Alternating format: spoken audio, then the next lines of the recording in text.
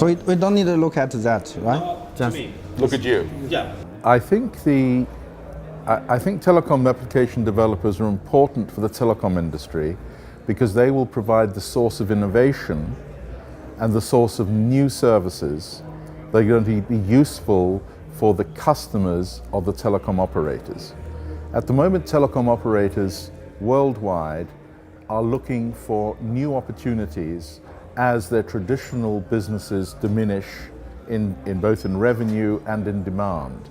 So going forward, operators are going to be looking for new digital services, number one, and new service innovation, number two. Now, internally, the telecom operators are optimized for selling voice, messaging, megabytes, VAS, and mobile phones. So that whole industry is optimized around those 4 or 5 kind of areas of focus. They're not optimized around service innovation. So by working with telecom application developers, we hope to bring the innovative potential of developers who are working in lots of different industries, from healthcare to travel to finance and so on.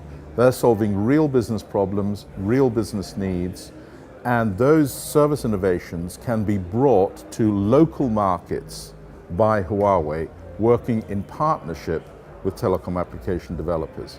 Bill, maybe you've got something you'd like to add to that. Yeah. Actually, currently, I think a lot of carriers now thinking about how to do the digital business transformation. So they have the resources, right? They have the brand. They have a lot of things, capabilities.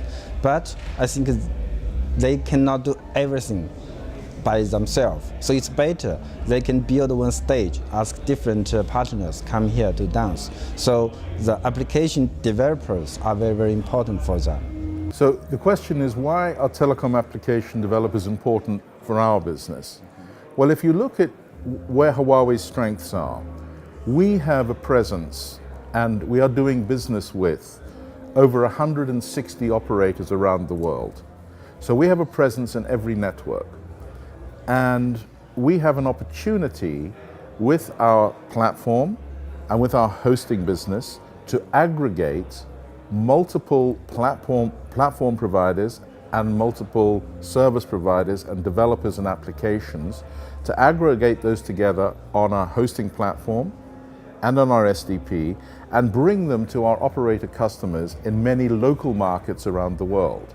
So globally, we see a lot of applications and service innovation being, as it were, executed in a number of markets. For example, in the US or Europe or Canada or China. But Huawei, by working with multiple service providers and multiple developers, has the opportunity to bring those services to local markets, to our operator customers in local markets. So Huawei is about serving our operator customers. We want to bring new services to our operator customers so they can enjoy new revenue and add new value for their customers. So the way we want to do that is to aggregate multiple service providers and developers and then act as a broker between those developers and operators around the world. Yeah. Actually, Huawei worked in telecom carrier market like more than 20 years. Before, we just provided the equipment, we provided the software. But now, I think the expectation from the customer to Huawei is a little different because they are doing the transformation. They want Huawei can bring more value to them, right? Not only equipment, but also some business case, some partners, some help them to build the digital ecosystem. Okay. That's right. Mm-hmm. So the question is the reason that we're sponsoring TADS. Number one, I think it's important to show that Huawei wants to take a leadership position in sponsoring service innovation. We want to be at the forefront of encouraging service innovation, of encouraging new digital services, new communication services, and encouraging the development of those services. So we want to sponsor and help as many service providers, developers as possible to create those new services. Why? Because as Bill said, what we want to do is to bring new services to our operator customers around the world. And we want to act as the broker, as I said before, between that innovation and what our operator customers need. So it's crucial that Huawei is seen as a leader in this space. So that is our core reason for sponsoring. And of course, the second one is that we really believe in the importance of service innovation. We really believe in encouraging developers, and we want to build as many relations as possible and encourage this whole ecosystem to grow up. Yes, he said everything. Okay. Yeah, you've got nothing to add on that? It's as it were. Yeah, actually, this is our strategy, how to help operator, help our customer to build the ecosystem. So the developers very important for us. So we must come here to work together. And also, I think we have more discussion with developers. What kind of capabilities from telecom carriers they need, right? And so we need to keep in touch with these developers so that we can help them to build the ecosystem. Well, we don't know. That's why we're here. This is the idea of the hackathon. It's like, this is open. This is new ideas, new problems are being solved, new business problems are being solved, and it's a general gathering of the brightest and best in the industry, putting their heads together and coming up with new services. So we hope over time that these services will become part of a catalog of service innovation that we can actually help bring to market, and Huawei can play this brokering, aggregating role and help to bring these services to market with our operator customers around the world.